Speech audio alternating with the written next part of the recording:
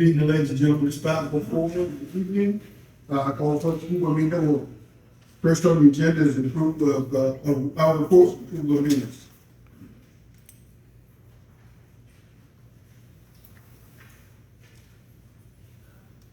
I move that you ready for? Yes, ma'am. Okay, I move that we accept the minutes for May 6, 2024, and 29th. Okay, I'm sorry, I looked at the agenda.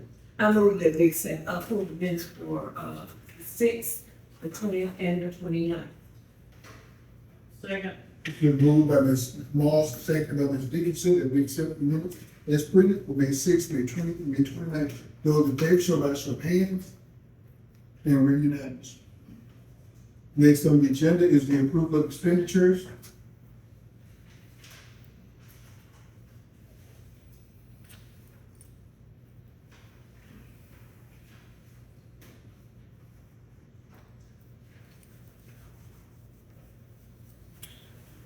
I move that we accept the expenditures as presented. I second. It's been moved by Ms. Dickinson, seconded by Ms. Moss, that we accept the approval of the expenditures as printed. Those in favor, show by show of hands. And we're unanimous. Next up is the superintendent's report. So I have a couple different reports today.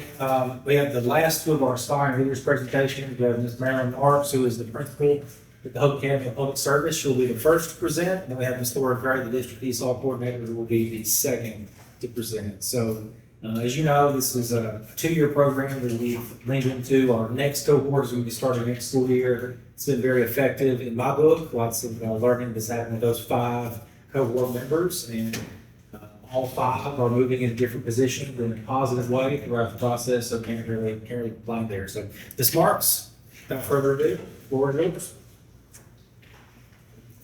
Okay. Yes.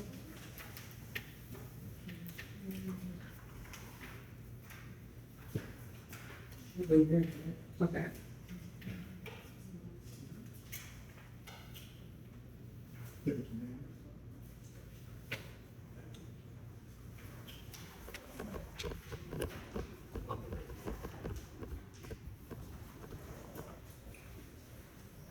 Okay, I am Marilyn Marks. I'm the principal of Hope Academy of Public Service, and I've got a chance to be a part of the Aspiring Leaders cohort for the last 2 years.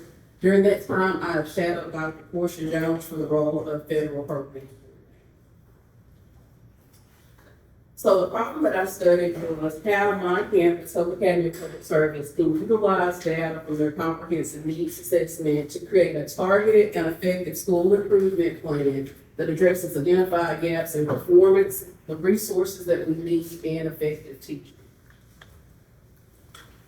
So the first thing I had to do with my staff was establish what is school critical needs, a comprehensive needs assessment, because a lot of my staff members didn't know what that was. So basically, that's something we use for data collection. It's a survey that helps us think backwards. We think about our desired outcomes, and then what are the barriers that we have that keep us from reaching those outcomes. There's 6 different principles that we do the survey on. There are about 30 questions in each one of those principles. So one of them is effective leadership, teaching and instruction, organization of time, that's our master schedule, and we're using that effectively, effective curriculum, climate and culture, and family and community engagement. And I have about 6 teachers in the room with me doing those 30 questions and rating this. It caused some good conversation, some hard conversation, but it was very useful. So after we did those surveys, we rated which area was our highest area of need. And then we looked at our data, looked at historical data from the last 3 years to see what trends we had going on, which groups were going up, which groups were going down. We looked at STAR and ATLAS data. We looked at attendance and discipline data. So we found out what our need was, and we went to our next step, which is our school improvement plan. So after we identified the needs, we created a school improvement plan. For your reference, I've given you the school improvement plan for the 2024-25 school year for my campus. And what a school improvement plan is a roadmap. It helps us identify the instructional issues we have and then the steps that we're gonna do to address them. It also outlines our goals, the resources we need to reach the goals, and the finances we need behind those resources. So explanation problem. Why did I choose this goal? The majority of my campus saw this as a compliance piece. This is something that we have to do. We have to turn it in January each year. The majority of my campuses know why we did it. Why do we do it? Just because we need to turn it in. So my goal was to establish a what, a why, and a how. If we don't have a what, why, and a how, then we can't work toward goals in our organization. Number one, what do we need to improve on? Let's have the hard conversations and figure out what we need to improve on. Why? We went through our CNA. Our math test scores are low. Why? Let's figure out why. And then the how. What action steps are we gonna do to improve it? So that's our school improvement plan, what's action steps.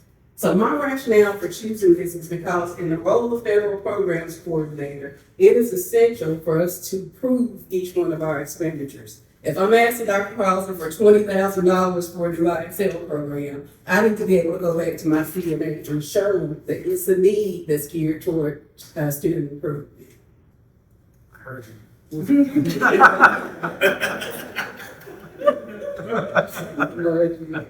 Okay, so what did I study? Number one, the law. 2015, every student succeeds at schools have to do a CNA, and that CNA equals school improvement plan. A book that I used this year with my staff is High Reliability Schools by Robert Marzano. That helped us so much in creating our school improvement plan, and then several different requirements. So what did the research say we needed to do? Number one, involve stakeholders. If my teachers don't know what the goal is and why we have the goal, then they're not going to be a part of improving the school.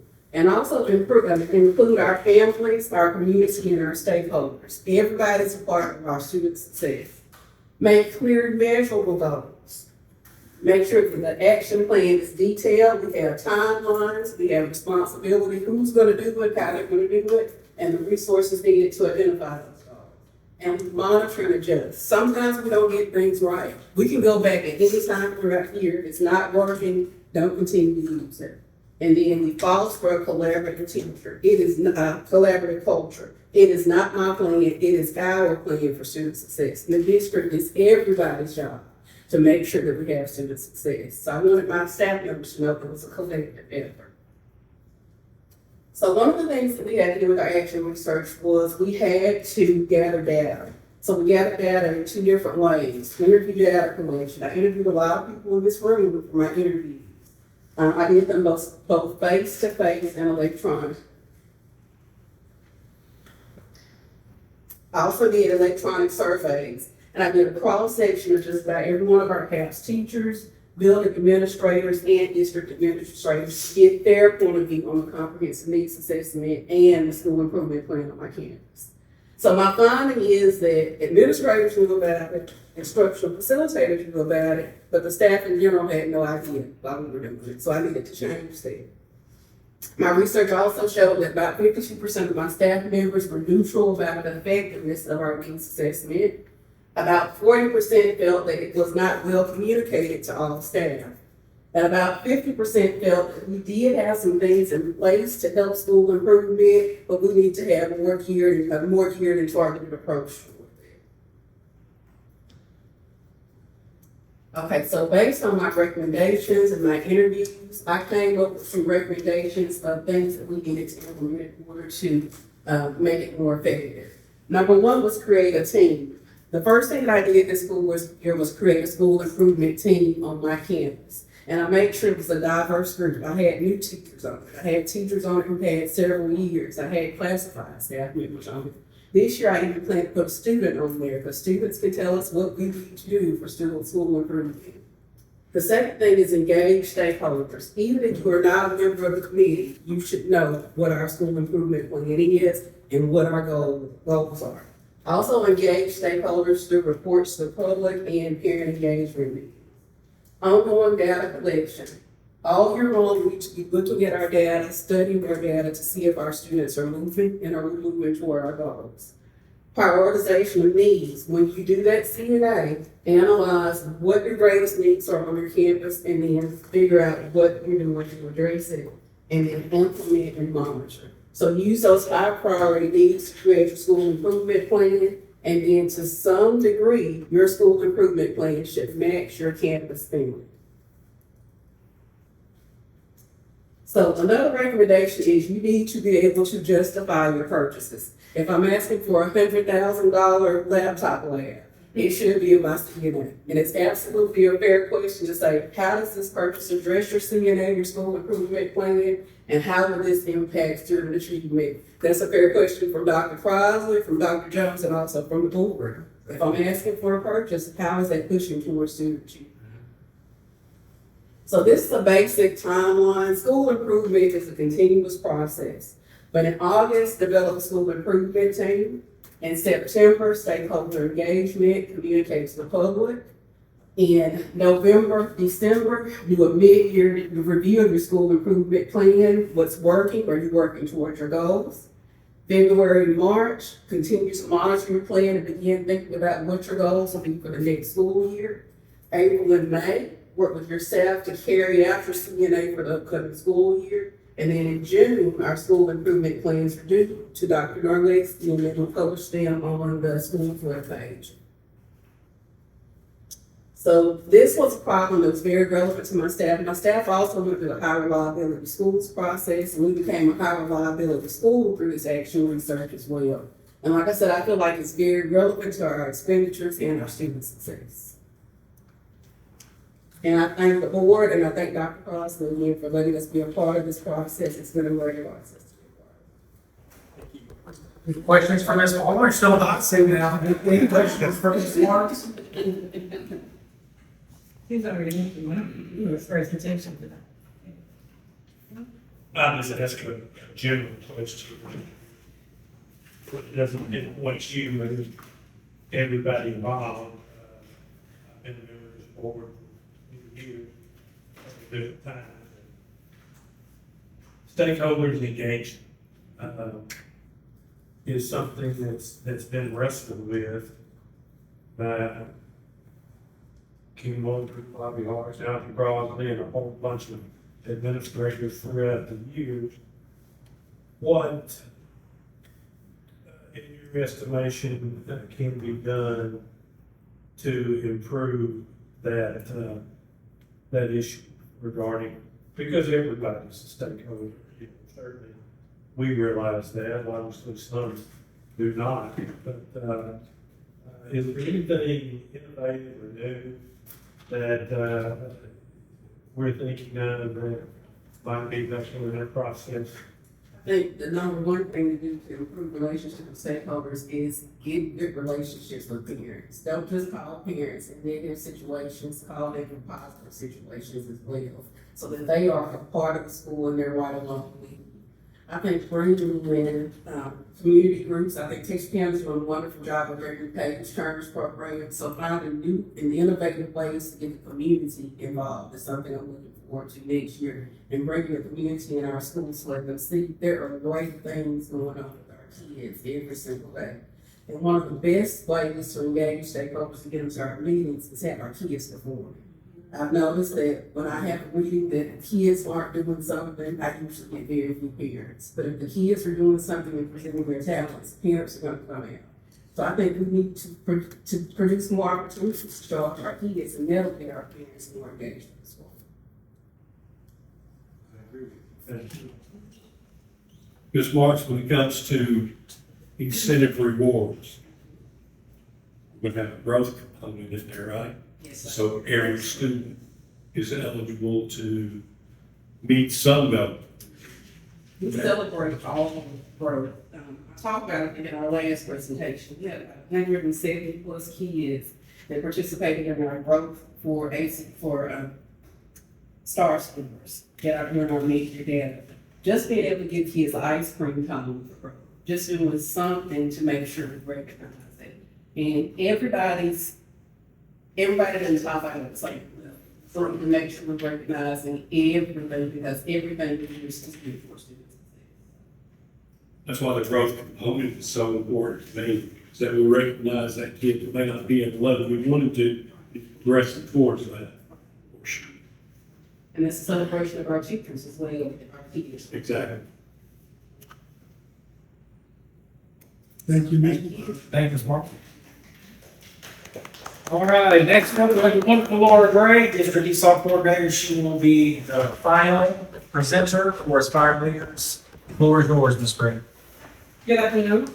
And again, thank you guys so much for allowing us to share our research information. My name is Audrey, and I will be researching for this project, and I'm still on the Aspiring Leadership Fellowship.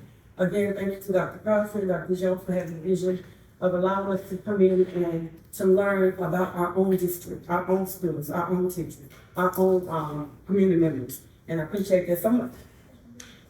All right, so my question was, when I did my research, I thought, how can we help improve? But I wanted to start with in one school. So I decided to start at Earl Henry Elementary School, which is our 5th and 6th grade school. The question is, how do we solve the problem of low reading scores for 6th grade English language learners, and I would refer to them as L's, on the state ELPA 21 exam at Earl Henry Elementary School in Hope, Arkansas. The ELPA 21 is our state exam, and it's the English Language Proficiency Assessment exam that our students who come into our district, every student that comes in from any other school or any other state, we have to give them an assessment. And if they are not proficient on the assessment, then we qualify them as English language learners. And they stay there until they're able to make a 4s and 5 on that ELPA 21 exam, showing their proficiency. But not only that, you have to take that and then you have to find 2 more pieces of evidence that show that they are proficient, equal to English-born students. So they stay in our program. So when I looked at 5th grade students from the past 3 years, we have 3 levels. We have emergent, progressing, and proficient. Those students who are in the higher ranks of progressing are 5% less likely to move to proficient than they are to fall through the lower ranks of progressing. So we got to figure out what we're going to do. How can we help those students to move? And so with my research, I looked at the test, and what it showed me is that it's due to lack of experience in reading and reading comprehension. So I did some, when I was looking, I was like, what can we do? We have to have a plan. So these are the reasons why we're not doing, we're not have specific and intentional strategies. English language learners have to have specific strategies, and we'll get more into that later. They're not touching a plan or execute with fidelity. Having a plan is one thing. Executing with fidelity is a whole different thing. So then we got to, if we can improve that comprehension, we're going to improve our reading scores. And by the way, our English language learners are 20% of our school population. 20%. If they're not doing it, we're not passing. Okay? Okay, the last thing, they are learning language out of acquiring. So somebody said learning, acquiring, they're different. Acquiring is something that happens naturally. When I started studying Spanish, I naturally acquired it. A newborn baby naturally acquires language. They don't come out reading. Okay. So, but also when I was in college studying Spanish, I studied medical Spanish. I learned it. I don't do it anymore because I don't use it. I didn't actually acquire it. I learned it for my coursework. But I acquired Spanish. I'm completely bilingual. But it was because I did it in such a natural way that I was able to hold on to it. So, what are some of the most effective ways that we can teach our English language learners and help them? Metacognitive strategies. There's so many things that we can do for our kids. We can use Venn diagrams, charts, give the kids access to them, and that can create that sticks in their mind and they remember better. Small reading instruction. We have whole group. Do your whole group. But for those kids who don't get it, pull them back and work on those little things that they're missing. And that was an effective filter. The kids don't feel so nervous being in a small group as they do in a big group, knowing that they're still learning in the learning process. Student-to-student interaction. Lecturing does not work for babies. It just doesn't. It especially doesn't work for students who are still trying to acquire language. They need to talk to each other. They learn from each other. They teach each other. A kid can pick up on what another kid has a problem with sometimes before a teacher can because they have their own way of communicating. Use of content and language objectives. When I say use of them, I don't mean just put them on the board. When you put that content objectives up there, if you don't explain to your kids and front load them that vocabulary so that they know what you're talking about, you just have some words on board. That content objective tells the kids what they're going to learn. So you're going to break it down and tell them, this is what we're going to learn today. The language objective is going to tell them how they're going to do it. Oh, we're going to read today. We're going to talk about it. We're going to get in groups today. We're going to write. We're going to label. Okay, and then total physical response. Total physical response is simple as this. If you want that kid to point, you show them how to point.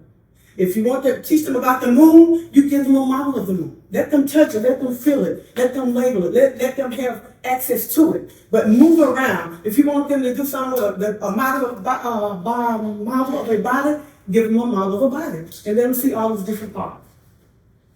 So, I collected my data face to face. When I couldn't, I did phone interviews.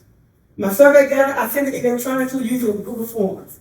And I emailed each participant the form and asked them to fill it out for me. So here is what I found. The majority of our teachers understand that 6th grade English students need something, but they didn't know about the specifics for our English language learners. Oh, they know they need something, but they didn't know that they had to be specific. 100% agree that all students require specific strategies. 75 sure weren't even sure we had specific strategies for English language learning. That was troubling. This is not troubling to me because they were honest and said they didn't know. So now we know where to start. All right, so they said in order to solve the problem of low reading scores for our L from L21, there will need to be this improvement strategies in place. But the way they did it, I gave them a list of them and said, which one do you think? And after they were given that list, at least 88% of all of them said, we need the metacognitive, we need the multisensory, where they can see it, they get to touch it, they can hear it, using all of their sensories. And 88% say we need to find out their vocabulary. That is so important to English learning. You just letting them see that vocabulary, talking about it, and even using it before you teach your lesson, and then that gives them an open mind for what they're learning. All right, so there's my question. How do we solve the problem of low reading scores for 5th grade English language learning students on L21 in Durham area in Hope, Arkansas? First, training for all teachers on how to create and apply that language objective that supports that content objective that supports how each objective will be accomplished. If we don't train them, we can't hold them accountable. It's not fair. It's absolutely not fair. My second one, include that objective with the content objective. You can say, you just said that, but I didn't say this. We got to hold them accountable by monitoring them. We have to get in those classrooms. So just because you tell somebody to do something doesn't mean that they know how. You may have to go and model, and then you go in and model, and then you hold them accountable by doing your monitoring. Learn the best improvement practices that help them apply language, not just learning so that reading and reading comprehension can occur naturally. If we don't know the best practices, then we're not using them. We have to make sure that our teachers are aware of those practices and how to put them in place. The fourth will provide training for all staff on the best reading comprehension strategies, not just train them, operationalize, show them what it looks like. We have to get people in those classrooms to show them, yeah, this is it, but this is what it's going to look like. You can tell a kid something all day, but if you don't show them how to look like, they won't be able to put it into practice. District-wide study on the stages of language acquisition. Again, language should happen naturally. You can't skip steps. You can't not talk to a baby and expect that baby to start talking. I mean, you have to go through those steps. Right, so here's my timeline. When we're going to develop those language objectives, we're going to start in July. We're going to start our training, and it's going to be ongoing for the whole year. When we're going to start putting those language objectives with the content objectives, when they start lesson plans in August. Hold teachers accountable with monitoring. Get into the classrooms. I will be in the classrooms. I will be on every campus, every year, at least a half a day. Because if I don't go in and then I'm not doing my job, then I can't hold them. Train and operationalize. In July, we're going to start it. Show you this is what it looks like. This is what needs to happen. And district-wide language acquisition study, we can start that in August. I wish we could start before then, but everything's already planned. But that's what I can do during PLCs. I can go in with teachers and teach them that those steps of language acquisition so they understand why little Jose over here is not talking because Jose is still in silent period. It's going to take time for him to develop, but it's up to us to help him develop. And these are my references that I use. And my name is Laura Gray. I'm an aspiring leader, and I'm the English and Fluency of Other Languages Coordinator for the whole district. Here's my information. If you have any questions or concerns, please let me know. Does anyone have any questions?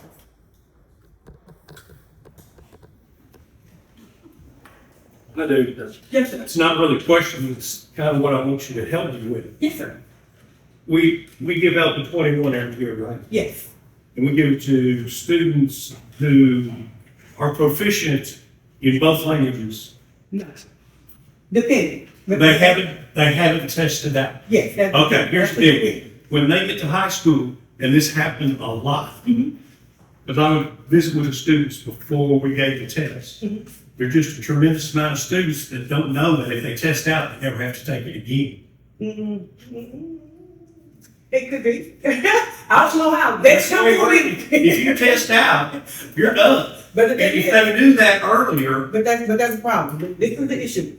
You can test out. You can be as proficient as you want to. But if I don't have 2 other pieces of evidence to show me you're proficient, a STAR test, IXL, some kind of other thing to show me you're proficient, I still can't test you out.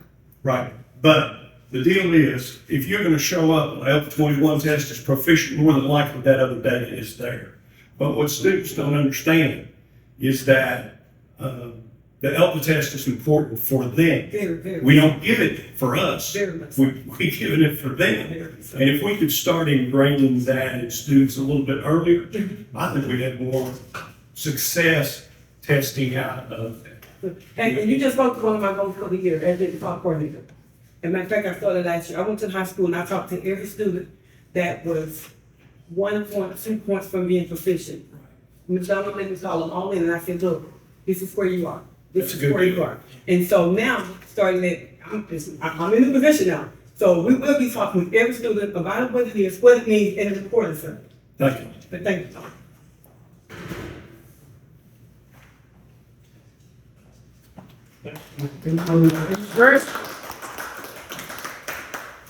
All right, next up we have Dr. Narleski with the school support plans. You have before you. You don't have to go through all the school support plans or anything like that, but just an overview for Ms. Narleski, just overall, and then any specific questions you may have or thoughts you may have. It's all informational. We just wanted to present those to the board so you can have and know generally what we're working on right now. So Dr. Narleski. So I just wanted to let you know that the principals came together and they started this work with the comprehensive needs assessment. They reviewed their comprehensive needs assessment, went together back to their campuses. We had 3 new principals, the 2 veteran principals in the district. I want them to take the lead on this and kind of talk with the new principals about how they had done theirs in the past and share the information and their wisdom with them, and kind of give them tips and tricks of the trade for developing their comprehensive needs assessment and then their school improvement plan. From that, they went back, we used the state's literacy support plan document that was given to us through DESE to make sure that we had developed all of the literacy components within the plan. So you will make sure you notice every plan has a literacy component. It is highlighted and that is driven home by the state. So they used the state plan to make sure that they had incorporated what DESE needed from us, because we are on school improvement. We have been on school improvement, so we wanted to make sure that we had everything aligned. So I'm just here to answer any questions that you might have about the plans overall. The campuses worked really well. They developed great teams. I am going to let you know that what you see here is their first draft. When we get Atlas scores, which they're saying they will not be out until October, that's the rumor that I'm hearing right now, they will update these plans to reflect that new data and then go in deeper and actually say, we want to move 5%, we want to do 10%.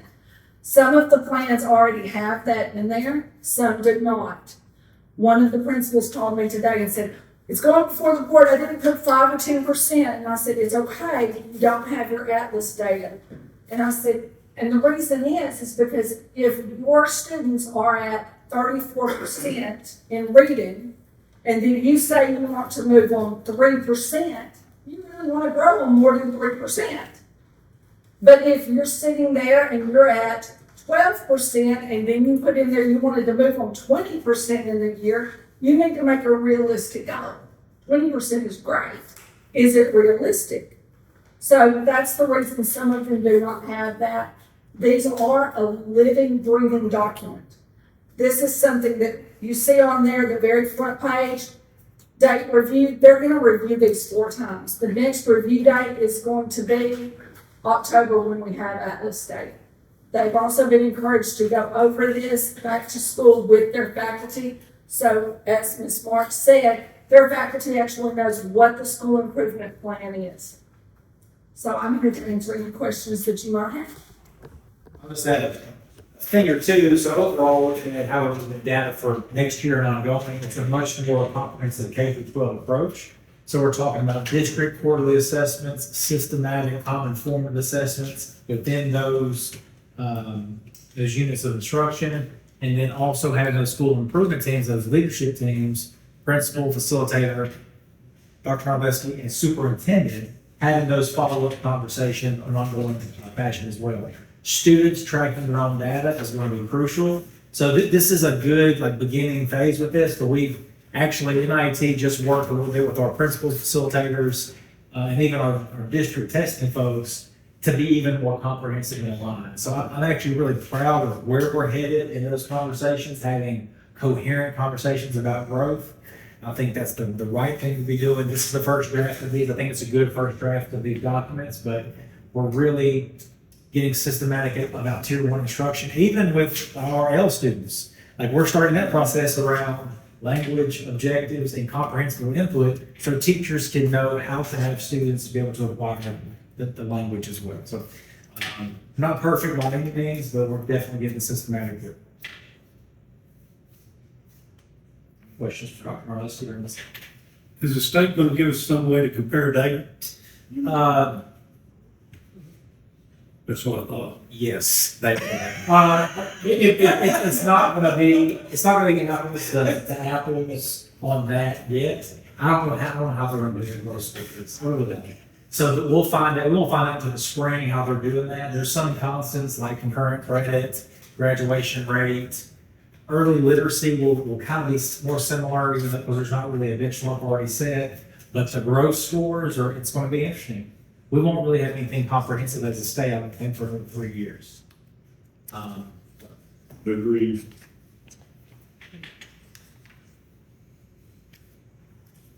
Thank you, sir.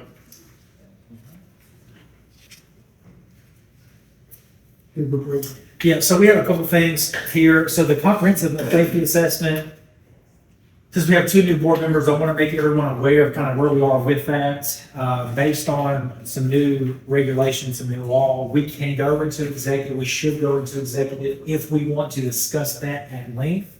We don't necessarily have to discuss that at length if you don't want to. I have Mr. Madlock, Mr. Henry, and myself obviously here to talk about the 30,000-foot view. The way we've approached that, as some of you may already know, we had the Strategos group that came in last year and did a full-fledged, comprehensive, I think Sam Bradford in the room, even walked the hallways with Coach Bradford at the high school, all the principals, every nook and cranny accounted for district-wide. And we had feedback from that group on some of the things that we could do to improve our safety reality. Taking that information, we worked with the safety money that we received from the state and the safety money that we received from the feds to shore some of that up. So some of it was simple things that cost money, like the system, the network, the cameras, door locks, things like that. Some of it is more comprehensive. You want to take more money, like ballast outside of your school, a new double entryway that could cost hundreds of thousands or millions of dollars, depending on what school you're at. But those are in our general plans, thinking about the future. I can go into that more, and I didn't share those with you. I didn't want anything to be public. I send them to you.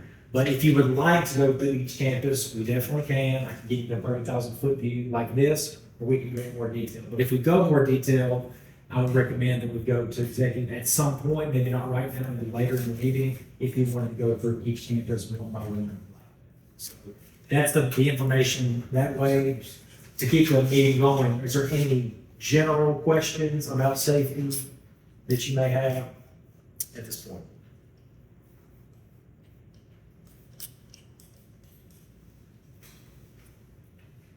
Do they do anything like give you a grade overall? They didn't do like an A through F or percentage grade. They did have a color system, I think, and red was not ideal. We didn't have a whole lot of red. We had a decent amount of green and a lot of yellow.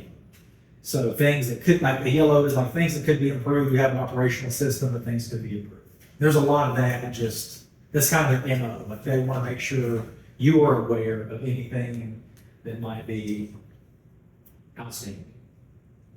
Is this a company that is just in the business of doing this, that we hired on our own?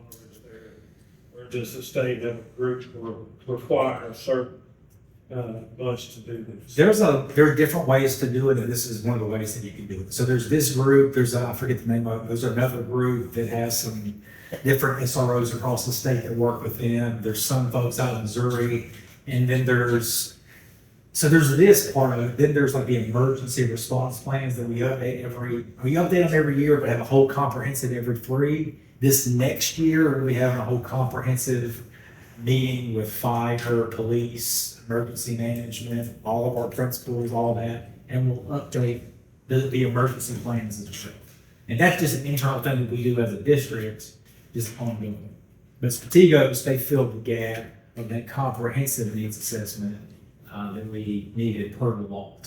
So we have this on file, we'll have those emergency plans on file, and then we'll have a survey that's part of it that will be sent out in the coming days that will fully fulfill the letter of the law. If anybody asks for anything, can say.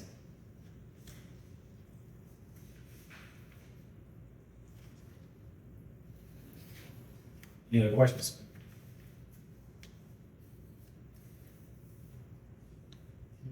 Would you like to go to executive later to discuss individual schools? Just maybe. As long as we're following what is required by the state, I don't have any specific. The only thing I would ask, and I know that it's true, or is the first guard against safety is all of our entrances are pretty much like that. Got to. They are, yes, but not all of them are double entry, which we've thought about how that can look, but that requires a lot of retrofitting, which that adds up quickly, hundreds of thousands, $500,000 easily, just like that. And so we're actually strategically going about, there's like 3 priorities. Priority 1 will pretty much be done with the safety money that we've received sometime in probably August. And then the phase 2 or priority 2, we're working through that. We're about halfway done with that by the end of the next school year. So, and those are like 2 base. Priority 1 is, if you do all those things, you would be considered generally safe. Priority 2 and 3 are kind of taking you to that place where everything will be green with their Strategos, and they come through.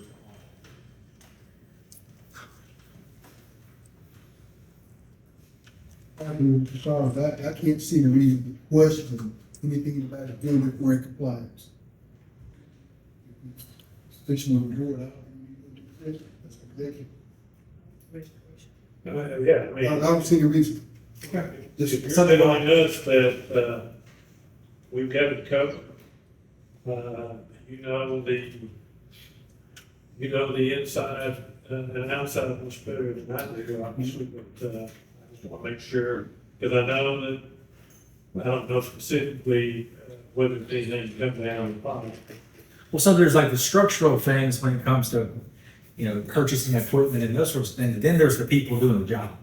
So, and there's some people, I'll brag on Coach Bradford. He's one of the ones at the high school level that's very preventative and proactive, so you don't get a lot of the things on the back end and the high school staff overall, but he takes that moniker up and carries it. If we have all these great plans and all these updates that we do, but we don't have people in the hallways, we don't have people monitoring the cameras, we don't have people having conversations with kids or keeping their ear to the ground with the community, then what good is it? And we're blessed to have that in some of our hot spots, like, that would be considered hot spots, certain age groups, middle school, high school. My grandma in the room doing the same thing in your middle school, has been doing the same thing in your middle school, staying close to those situations. If you don't have that, then planning breaks down anyway. So we don't have it. We do have it. That's what I'm saying. We do have the personnel. We do have the people caring about those things. We don't. I don't know. They're not going to do it. We don't have that problem. Right. And we don't want to have it. No, I understand. I agree with you. I guess that's for, be off the board as we. And we can always get tired. I don't want to act like we're perfect because we are certainly not. We can always get tired. And some of that is making sure folks have the resources they need. And some of it is the training, right? So when this next year comes around, we have our emergency response plan updates and trainings. We need to be very specific with the people on those campuses. If we have the people or whatever else, what the emergency response protocol is and how we're doing our drills and you name it. And we've been through that cycle. I've been through that cycle in this district at least once, 3-year updates, but one big cycle. And I'll take that learning with us as we go forward and get even more streamlined with it. So I feel like we're in a good space with it. The next pretty good improvements.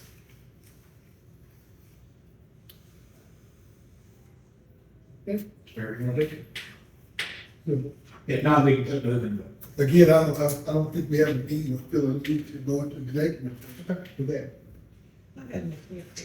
Yes, ma'am. Did we have anything in our packet about it? 'Cause I haven't seen Yeah, so I didn't include any of the specifics in that because those can become public and they're very thick. Like each campus is probably 70 or 80 pages for a smaller campus. I think high school might be 150. And so we didn't include those inside the larger packet, knowing that we could go to executive and discuss all those specifically. It wasn't recommended to put it in the packet for the board because if anything, not to be scary about it, but if anything became public or anything else, people would understand kind of where some of our pitfalls might be in the district and then take advantage of us. And that's the work. And so we didn't. Roughly, for the sake of safety. Yes, if we were to discuss it, we can discuss it today at length, as long as you want to, kind of in that executive session. it. I just wanted to know, because I No, didn't ma'am. see You did not listen it. to I me. didn't understand. So, Yes, ma'am.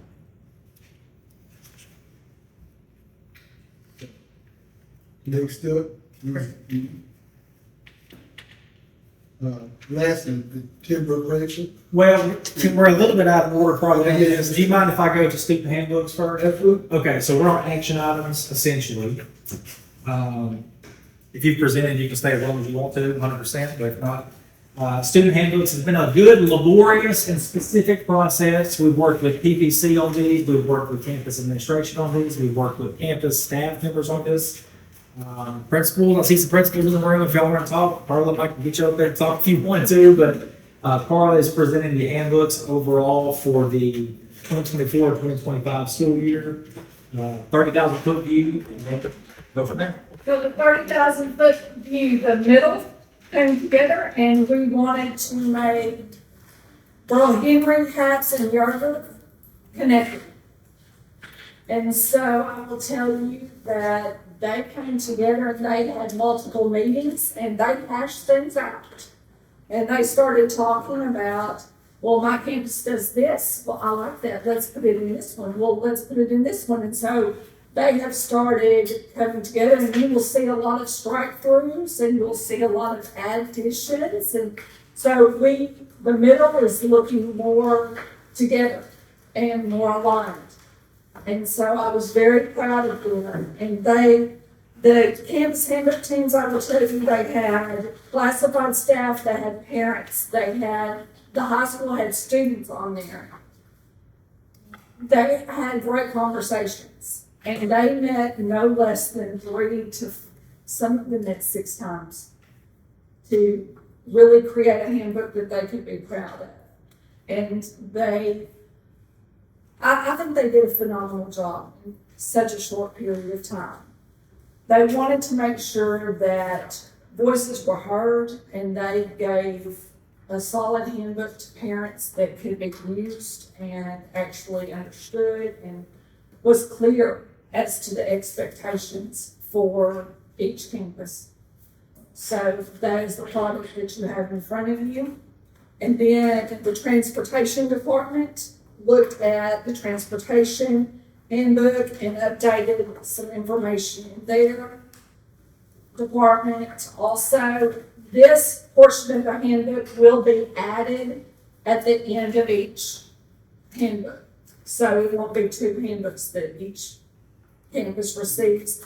And then the forms book, we print those, each campus prints their own forms book. We have also had each handbook translated into Spanish. So you can have it in English or in Spanish. It will be digitally. If you need a printed copy, we will get you a printed copy. And I'm here to answer any questions. So we don't print a handbook to hand out at open house for every parent anymore like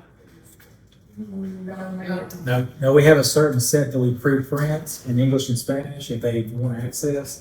Then it's all online and will be online.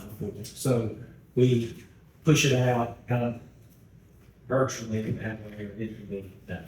But What we discovered was when we did print them, we ended up having boxes still left over. Okay. Kids didn't necessarily take them home. It didn't always get to the parents. We would send it home if you did come to open house. I would find them on campuses, and then when we clean out the next year, we would have boxes of handbooks left. Of course, if there is a parent that comes and we have not printed enough copies, we are going to print you a handbook. We make it available. If you want a printed copy, we're going to print you a handbook. we do print at least a number anyway. I say district-wise, like 600 English and 300 Spanish or something like that. They're printed at least. Usually Might be more than that. each campus gets a certain amount depending on how many students they have at their meetings. I realized this past school year that I never did get a printed copy 2 or 3 times. I wish I had any. I gotta remember to get one when they are printed. Yes, ma'am. I have a question on the apps. Okay. Marks. It's on page 69 and 70. Okay. And all of the bottom of 69 and 70 is marked out on the dress code. Yes, So ma'am. does that mean that 71 and 72 take the place? Yes, ma'am. I'm not one to provide a dress code for all middle school kids. Okay. So Burl Henry, Gerber, and Hacks came together and created a unified dress code. And Laurel Henry House and your working in this, Yes, Not ma'am. I'm sorry, and then together. Yeah, yes, so they'll each print their own.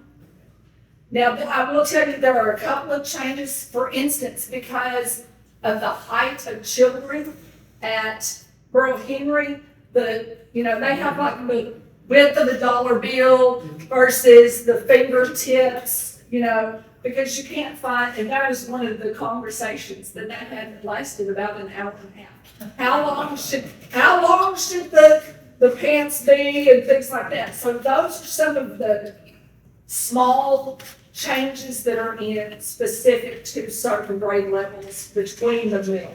Other than that, you're going to see yonder pouches, grades 5 through 8. That's all the same. Cell phone policies, things like that. HAPS has after-school detention where Burl Henry and Gerber, they have in-school suspension, or I think ICC is what Burl Henry calls it. They have that instead. So, some of those things are a little different. But I would say at least 90% the middle is really gelled together, if not more than 90%. Would you agree? And Dr. Melissa, I think I love that because of a military background, standardization is very important to me. So if a kid understands that at fifth grade Burr Henry, when he gets younger and half, those rules are gonna all be the same, so it's not confused. Along the way, there's no confusion, limited room for confusion.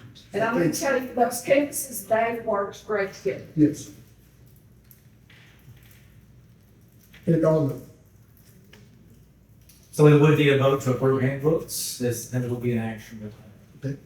So, I'm gonna say, yes, ma'am, go I'm ahead. not being critical, but giving us the whole handbook and you corrected and redid some of it, why not just give us the things that you took out or you repeat or whatever, that it's gonna give us the whole.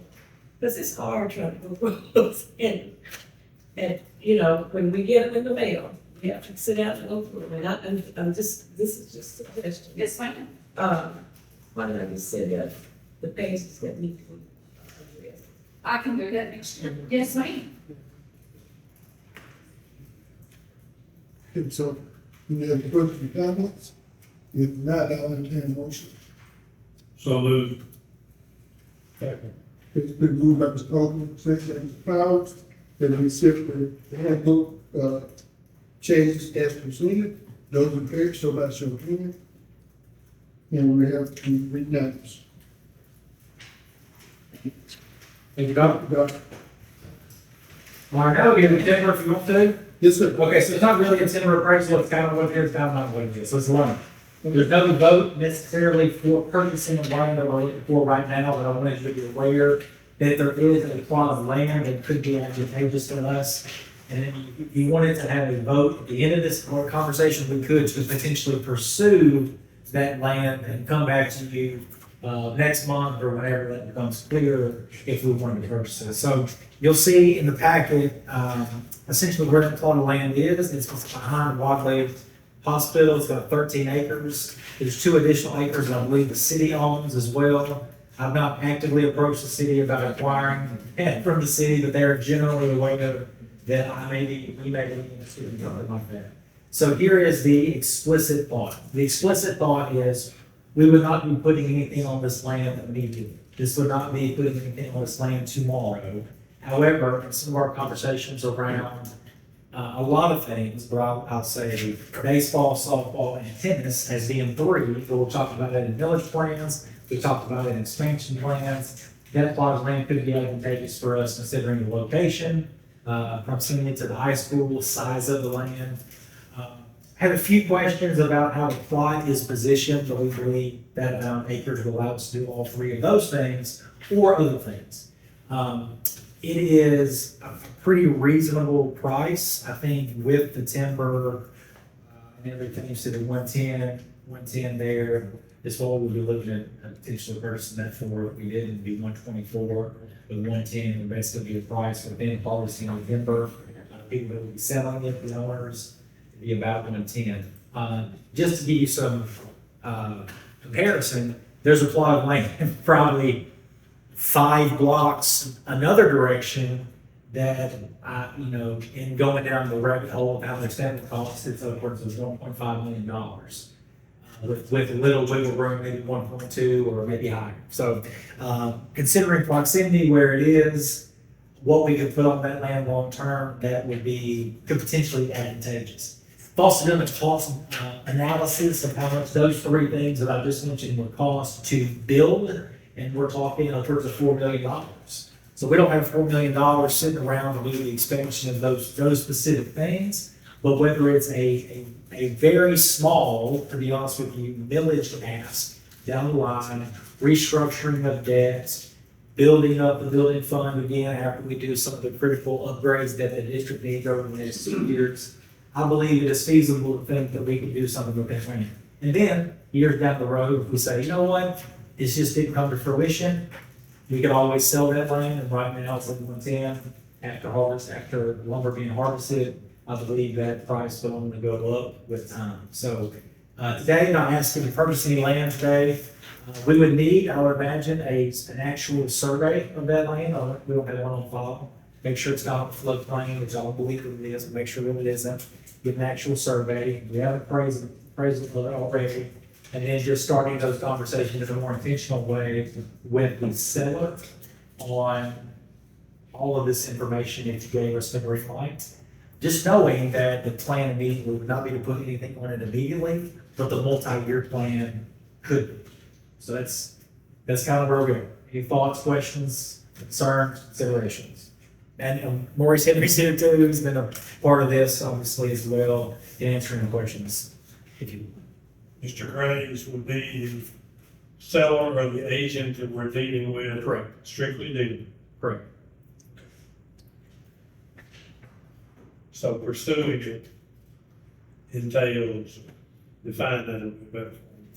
Pursuing it entails having a specific conversation with them about that, going down, first of all, investigating with probably our own survey to see with an architect of all the things that we're talking about, to see if it's feasible for all the things that we would want there to actually be there, have approval of the seller to be able to be on the land and do all that, and then come back with a feasible intention with you guys to say, and we would also talk about closing costs, new covers, all that. That would all be negotiated. So you could give me the permission to pursue that, and then I would come back to you guys with final. Yes, thank you. So what do you need from us? Just Probably a conversation and a vote to pursue that more intentionally with Mr. Henry and the seller, and making sure that it would fit our purposes down the line to make for certain. Because I would hate to pull the trigger on something and not be for certain that it would meet our purpose. That's all we need. I would move that we'll have the superintendent to pursue feasibility regarding the land specified. It's been moved by Mr. Powell, second by Mr. Gordon, then we give Dr. Crosby the approval to have a conversation with Mr. Graves and move forward on possibly technology, which those in favor, show of hands. And we're unanimous. Dr. Crosby, have that? No. I see. Next.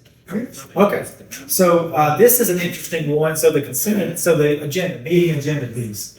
Let's take a look. I think it's inside of what was sent out to you. Also double down and put it in the packet that is handed to you today.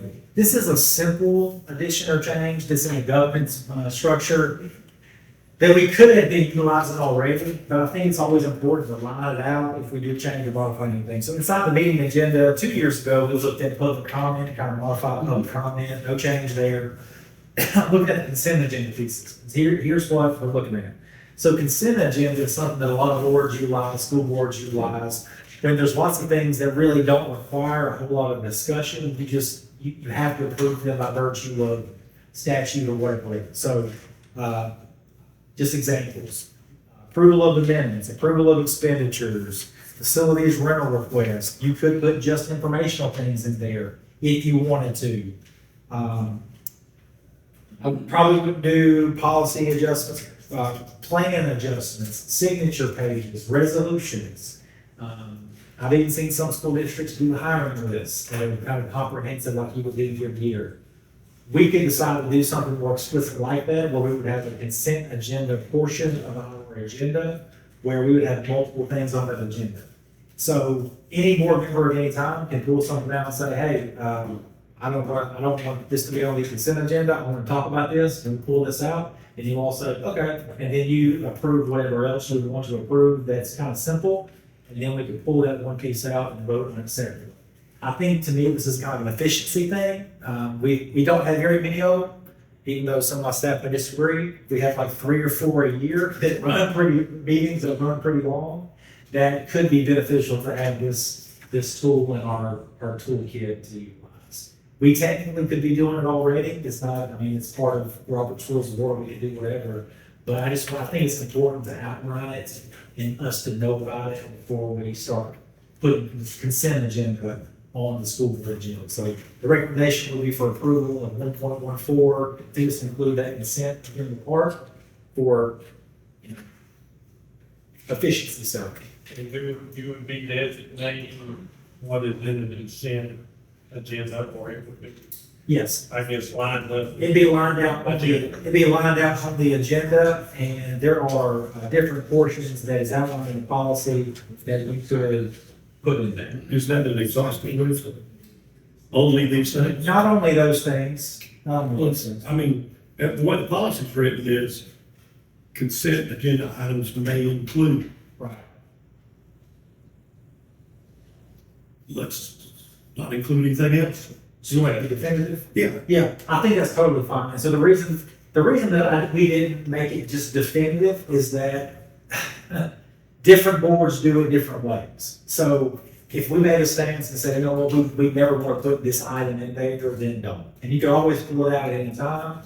We can also change this language if you want to. I think a definitive list is fine. It's fine by me. I don't have any problems with that. When you get minutes, reports provided for informational purposes only, correspondence requiring no action, staff appointments requiring board confirmation, or other routine matters that require no discussion. That's a pretty exhaustive list right there. Those fit the It's bill. broad. It's broad, but those fit the bill of what you could put on the consent agenda. Yeah, but if we make it, you can't go outside of that list. Yeah, you just say, instead of that, we say shall, Right. and that's pretty much taken care of. That'll work. So what would be the discussion on change, just so I can know? Specifically? Just say shall and include what you got. Okay. I mean, that's fine with me. And then if you want. We can always tweak it, I suspect, so. In the interest of transparency, would it be possible to have, for somebody like the news media right here, a list of those consent items available right then, so they don't have to wait till the next morning and see something else? We can be more transparent. Yeah, so and that's another positive benefit. So instead of the news media is covering it or whatever, they would have the list and then they would have all those things that are just reports or approvals or whatever that they would be able to know. Because it does get kind of crazy whenever you have approval of this, separate these things, approval of this. When there's probably 7 or 8 things that we all know, or it's kind of business as usual that you have to, approve. So that is the purpose of the consent agenda, that we just don't utilize that. Well, Bubba made a motion, right? Yeah. I think I was thinking this baby Ruth. Yeah. On the consent agenda, to me, it's a shout. Make that one correction to shout. I would make a motion that we change the wording from may to shall, Okay. including the, items listed in the policy. But keeping the language of or other routine matters that require. Yes, I think that's fine. I second the motion. Some good things. It's been moved by Mr. Powers, second by Mr. Holman, that we accept the meeting agenda of Dr. Crosby. Quick question. So Yes, sir. that means for the next board meeting, there will be a consent portion that will include these things. And we'll be totally good with it, right? And we can always say so. Okay, that sounds good to me. Second by Mr. Holman, that we accept Dr. Crosby's meeting agenda with the consent agenda placed on the next board meeting packet. Those in favor, show by show of hands. We have 6 in favor, none opposed. Okay, and one abstain. I'm standing because I don't want to vote for anything that I have not had a chance to read, and it's been presented to me at the very meeting and not in our packet.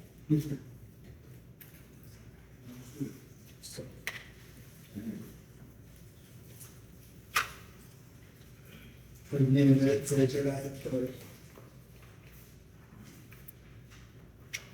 Next thing is the recruitment and retention plan. So the retention and recruitment plan is something you approve every year. There's a slight modification to this one based on just a need, to be honest with you. So we know we employ quite a few visa teachers, and there's H-1B visas and there's J-1 teachers. The J-1s are exchange program, 2 years visas. The H-1Bs are multi-year that lead to a green card. There are associated fees with that. And so there is an inherent benefit when the district picks up the tab on either the fee itself or any other multi-year fee. This amount plus the retention and recruitment amount is a little disproportionate. So all we're saying in this is, in lieu of having both for the H-1B or the J-1 teachers, the policy would be that there's the minority retention and recruitment bonus that is for stateside folks essentially, and then the visa teacher incentive would be paying for those fees. Not just not doing both, because we were looking at some of the numbers. There's some associated costs with, let's say, an H-1B teacher, where they say it's a $5,000 benefit. Well, it's a $5,000 benefit for the minority teacher recruitment overall, potentially. But then on top of that, then we could be paying that retention and recruitment bonus for that visa teacher. Worst case, quote unquote, scenario, a visa teacher could have a $10,000 benefit versus a stateside teacher having a $5,000 benefit. So we're just making them more equal. I mean, really almost equal exactly, but very close, knowing that sometimes those fees are slightly, they go up $100 or $50 or whatever, but just not double dipping or doing both. And I just think it's a need. I think it just shows good faith of us thinking about this issue, knowing that we had utilized J-1 and H-1B visa teachers in the past and plan to probably do so in the future to a degree as well. So that's just a change in plan, seeking your approval. You have any questions for Dr. Clark? Take a motion.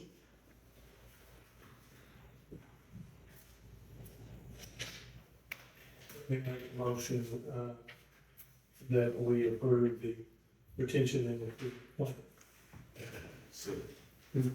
It's been moved by Mr. Powell, second by Mr. Courtney, that we accept the retention plan presented. Those in favor, you feel like your hand. Those opposed? So we have 6-4 and 1 against, motion carries.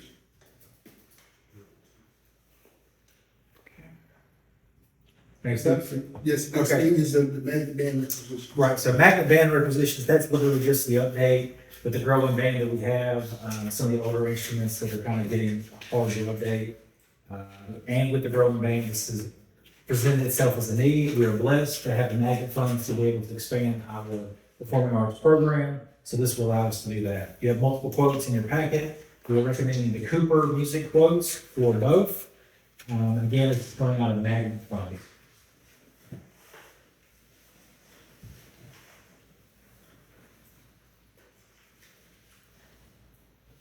I have a question about, do we from year to year get a inventory of instruments for that?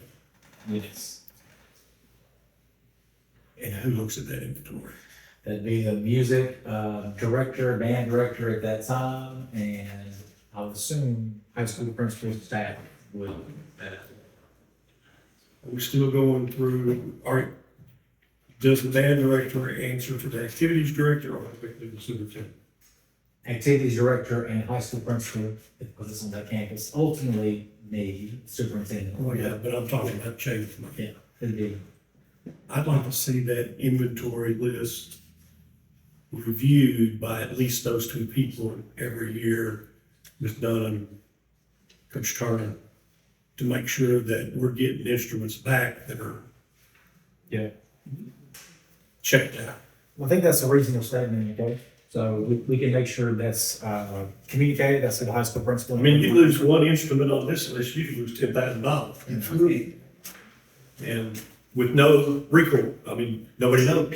And so we're not there yet, but there's a similar conversation about inventory of band uniforms too, for those kinds of expenses as well. Well, I'll make a motion to approve the purchases with magnet funds for the band. With caveat, we want to see the inventory. Also, So it's been moved by Ms. Hoagland, second by Ms. Moss, to accept the quote from Cooper Band, for the purchase of instruments. Those in favor, so by show of hands. And we unanimous. Facility. Facilities rental request, this is a almost didn't even bring it to you, okay, but this is a recommendation for denial for this. Talked about it with all the pertinent folks in the room, you know, Maurice, principal, and, coach. No real need to approve this, to be honest with you, plus we didn't have the coach in place to make sure that everything would be copacetic at the field. Just caused us a lot of issues with that, communicated with the city, talked to the city about it, they had no problem denying it, they weren't even aware of it. So some of the dates have already passed, but I just wanted to formally let you guys see it, because it came to your packet and let you know, recommended denial, so that's it. You get a motion? I make a motion we deny the request. Second. It's been moved by Mr. Coleman, seconded by Mr. Courtney, that we deny the facility request of it. Those in favor, show by show of hands. And motion carried, unanimous. Recommendation for quote of, fencing project. This is a cool project. So we have, Mr. Henry here talking about it, if you'd like to, but this is a $119,000 project. It's curb appeal paid for by the Magnet Fund as well. Keep in mind, we have a sizable amount of carryover to be able to spend as well, which is a blessing.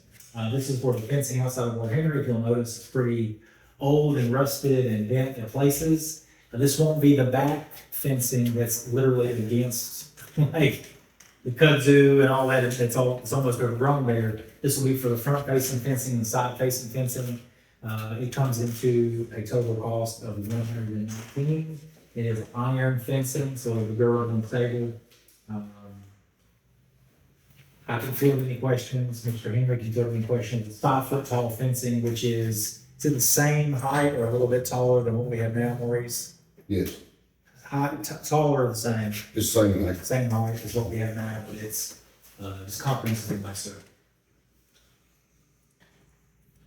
In the future, it would be nice to have a picture of what. the Yes. fence I was is. just gonna say, is this something that's gonna similar to what they put down around Fair Park that looks like? Except it'll be, this will But be it's shorter. it'll be shorter and this will be iron. So it won't be the spikes at the top, it'll be the flat. It'll be iron and not. But the individual looks like rod, good down. And not promise, it's just ride. Correct. Okay. Fair, look real nice. One sheet has 119, and the other one is 122. Which one is correct? The other one has, but you know, yeah, Which one? big nine. Oh, okay, that's, okay. So we recommend You're the not, okay, I got you. yes, ma'am. I got So we recommend the nine fence approval of 119. Will this something they'll do and hopefully be completed for school start? Plan, right? it's a, it's,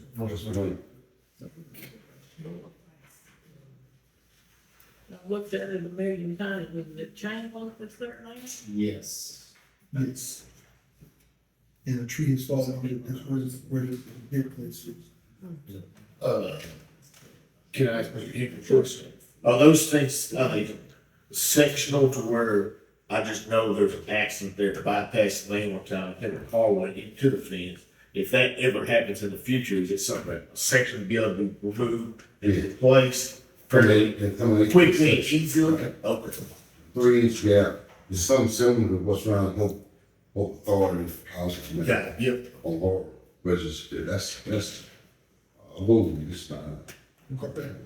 Real good. And we're also looking, just so you know, this isn't what this is about, but just plan. We're also looking at the high school as well. Please. Yeah, on the backside there, where there's barbed wire at the top and this older fencing from years ago, we're looking to update that with some similar fencing but taller. And we're getting some good price quotes on that actually, where we don't think it'll be quite as expensive. I quoted a crazy number just out of my head, and I was surprised that it was not as high as I thought it was. So we will have the funds, magnet funds, curb appeal funds to be able to pay for that as well. Wonderful. So that's both sides, front and back. Or just that one side? When you say front and back, do you mean both of your high school? When you say back, what do you mean? Both ends, because both ends are big. Around the track, all the way to the football field, all the way up to Agra. And then we're also thinking, and this is just an additional thought that you guys can weigh in on. thinking about additional fencing around the front part, if that would be a distraction to the campus or an add-on. Because it's really hard, it would be hard and almost impossible without spending millions of dollars to completely close the high school campus because of the design, the high school was a more open design. So, we just haven't pulled the trigger on it because we didn't know exactly. We know that fencing needs to be updated, but didn't know if we wanted to add any additional fence. Because there was a thought about the front of the high school and having some brick, iron, all the way across, kind of like universities do. But we are obviously getting more expensive when you say that. But we investigated it. And looked at it. So for now, you know, what's Go ahead, from on the quote for, Berlin? Yes, been going I move that we accept the proposal for United. It's been moved by Ms. Moss, seconded by Ms. Miles, that we accept the proposal to make the fencing for the fishing and boating in the show by show of hands. And read minutes.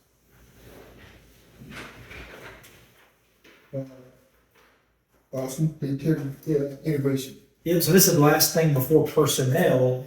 This is the arts integration and STEAM resources. So this is a multi-year platform that will allow us to do the thing that we struggle with, which I think is interesting. This fits the needs. But I think it was Miss Mark's presentation earlier. Like when you're spending money and making sure that you want to spend $10, $20, $30,000 or more, or $100,000 across the district, what is the benefit going to be? So when we're talking about our STEM lessons and our hands-on approaches with classroom teachers, like how do you integrate a science lesson with digital cinema? How do you integrate an English lesson with digital cinema or with performing arts? What does that look like? This platform allows us to have the resources and kind of the network really to be able to make that happen. So years ago, the University of Maryland started this project like 30 years ago, and they've got increasingly better, and now they actually have online resources, K-12, that will assist us with this.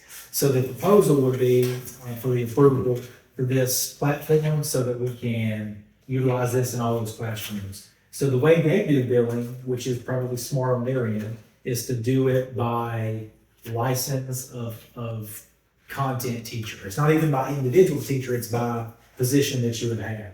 So they learned over the years that if you just had one site license for a school and you had 70 teachers at that school, that's $5,000 and there's a trademark or rights infringement and all sorts of things. I'm giving you more information than you need. I'm just letting you know why it's so expensive. So they broke it down by individual classroom. And so we looked at 78 licenses and based on 4 of what we think we need, K-12, which would allow teachers to be able to access that content more intentionally and plan the lessons intentionally as well. We have an expectation next year that in every common formative assessment unit, like 3-week unit, that a teacher will have at least one STEM or stream lesson that's consistent with our magnet themes. The problem is, well, how do you do that?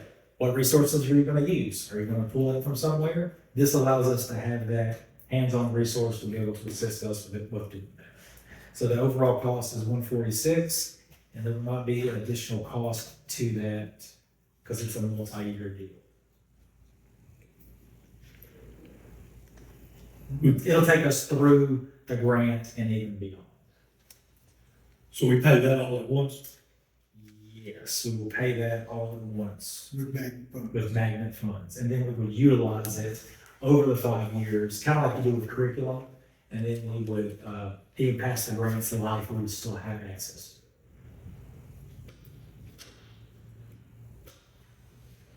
So that price is for 5 years. 5 years. Yes, ma'am.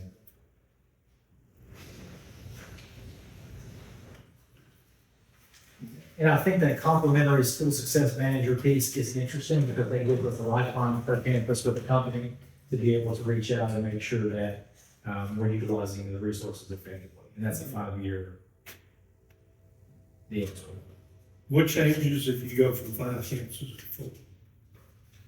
I mean, if this is done on a contract that.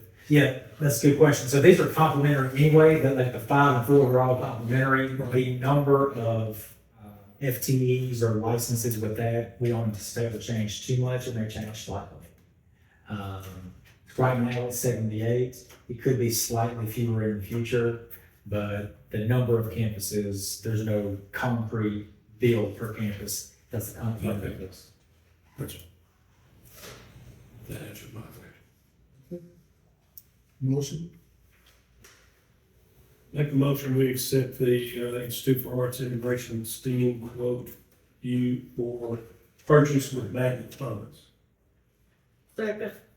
it's been moved by Mr. Copeland, second by Ms. Dixon, that we accept the proposal for the, purchase of, net funds. Those in favor, show by show of hands. And we have unanimous vote. Unless I'm missing something, the only thing we have left is personnel. So if you'd like to go to executive, discuss that, we certainly can. There's up to you. I can answer any questions generally, or we need to go to executive for specific. Please report. I'm good. I don't have any questions. Anybody else? This is another thing that I'd like to see released to the media right after the vote. That the high risk. Yes. You can have mine right after. I just don't think it ought to be a secret. It would be a lot more accommodating than maybe we are sometimes. Okay. I make a motion to accept the resignation or retirement and certified and classified hires. It's been moved by Mr. Copeland, second by Ms. Miles, to accept personnel package, resignation, retirements, and certified. Those in favor, show by show of hands. Comment before we Yes, vote. ma'am. Comment, please. And on top of what Mr. Hopeland said, I want us to still make sure that these folks we hire, that our principals are notifying these people tonight. They know they have a job. I have a text message ready. Okay. Okay. So those in favor, show by show of hands. And we're unanimous. Comment or question is to make sure, special personnel session on the 26th. I think most of everyone could do the 26th at 5. It will be personnel. We'll be working through the 25th. So, looking to have at least 6 or 7 teachers hired in. And I'll just give you a comment. We're in a pretty good space with hiring. I think PAPS has maybe a one paraprofessional position. Yerger has got sped positions. High school has hopefully a permanent position, sped position that might be covered in this 26th meeting. Clinton has a teacher or 2, but we're circling in on being in good shape. So thank you for being patient with us as we work through hiring season, but we feel like we're in a pretty good space, knowing that we have to fill a decent number of sped positions. One of the privilege, Mr. President, before we leave. Yes, sir. Happy birthday, Mr. President. Thank you very much. And actually, returning my back to you, it was just Bowden's birthday, not 7 days ago. So, we've been representative to bring before the board.